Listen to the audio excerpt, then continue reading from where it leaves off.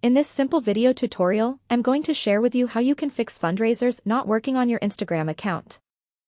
If you head into your Instagram, tap on these three lines and head into your settings and privacy. On the settings page, you will have to scroll down to the very end and select the option of fundraisers. If you tap on it and something like this appears, you will then have to first head into your App Store.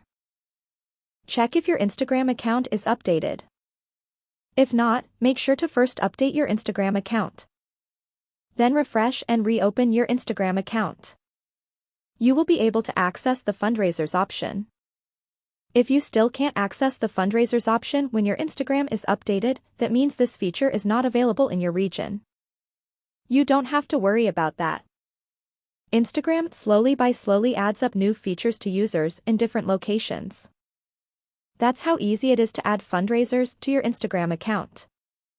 If you have any questions, just let me know in the comments section down below. Please don't forget to leave a like, share and subscribe for more video tutorials like this one.